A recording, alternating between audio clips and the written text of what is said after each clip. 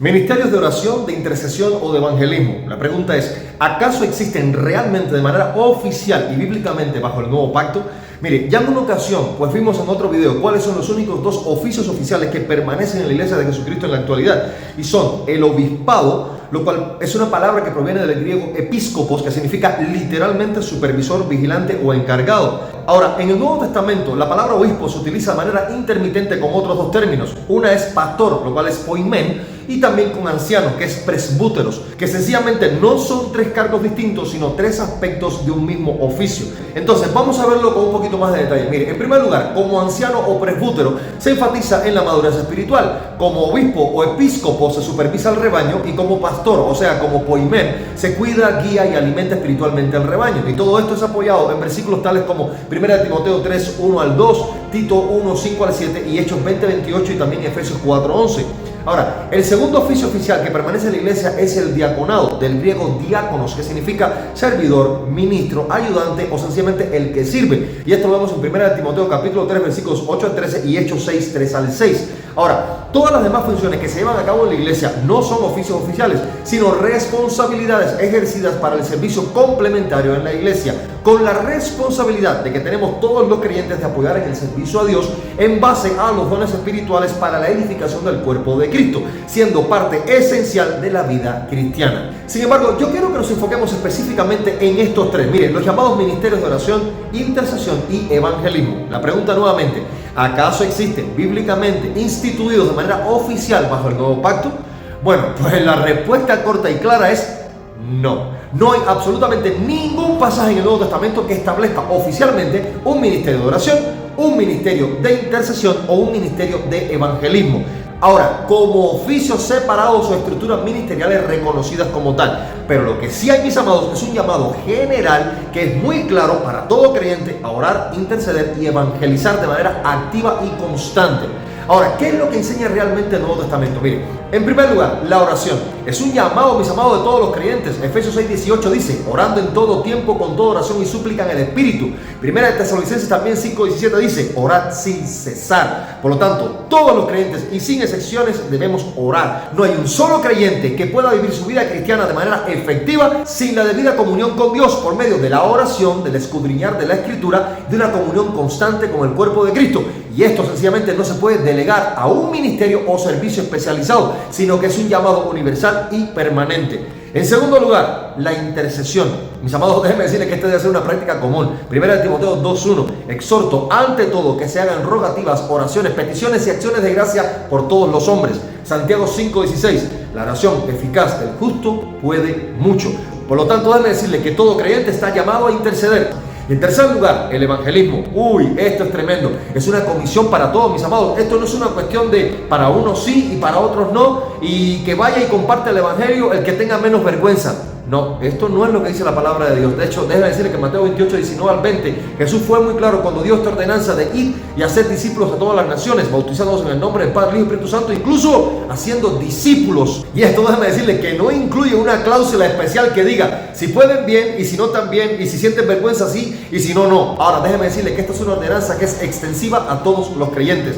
Proclamar el evangelio de Jesucristo a todos y en todo tiempo y lugar. También en Hechos 8:4 lo dice claramente, pero los que fueron esparcidos iban por todas partes anunciando el evangelio. Por lo tanto, aunque hayan personas dedicadas completamente al evangelismo, como dice Efesios 4:11, el llamado a proclamar el evangelio es de toda la iglesia, no solamente de algunos ministros de evangelismo, como se les ha llamado tal cual durante muchísimo tiempo. Y todo esto, mis amados, sin excepciones. El Espíritu Santo es uno solo y mora en el creyente y con el creyente, con todos aquellos que han recibido a Jesucristo como su Señor y Salvador. Por lo tanto, el Espíritu Santo es quien nos guía a hacer la voluntad de Dios, de la cual la oración, la intercesión y el evangelismo sencillamente no pueden pasar por alto, sino que son parte del proceso, así como lo es también el discipulado, que son responsabilidades ineludibles en cada creyente. Entonces, la gran pregunta sería, ¿por qué entonces existen en la actualidad estos llamados ministerios de intercesión, de oración o de evangelismo? Pues la respuesta, mis amados, es algo triste en realidad y también podríamos decir que hasta vergonzosa. En primer lugar, porque muchos creyentes han descuidado la responsabilidad personal de llevarlos a cabo. Y déjenme decirle que se están formando equipos o ministerios de creyentes dispuestos a estos servicios para sencillamente suplir el vacío que debe cubrir toda la congregación y que no lo está haciendo. En segundo lugar, por la falta de oración en la iglesia, que lleva a crear grupos específicos de oración. En tercer lugar, pues la falta de evangelismo lleva a delegarlo a aquellas personas que, llamándolos evangelistas, sencillamente están dispuestos a hacerlo. Algo así como, si nadie lo hace, pues alguien tiene que evangelizar, al menos estos pocos que están dispuestos. Y esto, mis amados, es muy triste, porque sencillamente no se está respondiendo al llamado de Cristo en Mateo 28:19, porque llevar a cabo la gran comisión implica el cumplimiento del mandato de Jesús, nuestro Señor, que lo dejó de manera previa a su ascensión. Y déjame decirle que para cumplir con los dos sacramentos que fueron ordenados a la iglesia, los creyentes no tienen problema. Y me refiero sencillamente a bautizar en agua, o sea, por inmersión, y tomar la Santa Cena. O sea, no hay problemas con eso. Pero cuando se trata de evangelizar y hacer discípulos, mire, esto ya se les hace muy difícil. Ahora, déjeme decirle que hay estudios muy serios que demuestran que al menos solamente el 5% de los cristianos a nivel mundial están realmente involucrados de manera directa y activamente en el evangelismo personal o en misiones, y que incluso el 90% de los recursos apartados por los cristianos se invierten en mantener estructuras eclesiales, pero no en evangelizar, mis amados. El 80% de los creyentes sabe claramente que debe evangelizar, pero solamente el 2% de los creyentes, de los cristianos, están invitando a alguien nuevo, al menos a la iglesia. Y esto es extremadamente alarmante y demuestra claramente que no se está cumpliendo con la ordenanza de Jesucristo en Mateo 28:19. Y si bien es cierto que Dios es quien añade a la iglesia a aquellos que han de ser salvos, también es cierto que nosotros, mis amados, somos quienes llevamos la buena semilla del evangelio, la plantamos y es Dios quien la hará crecer a su tiempo según el suelo donde haya caído esa semilla. Ahora, ¿por qué entonces se ha institucionalizado en la iglesia lo que debería ser algo orgánico? Pues déjeme decirle, el Nuevo Testamento presenta a la iglesia como un cuerpo vivo y funcional, no como una estructura, mire, fragmentada o dividida en departamentos.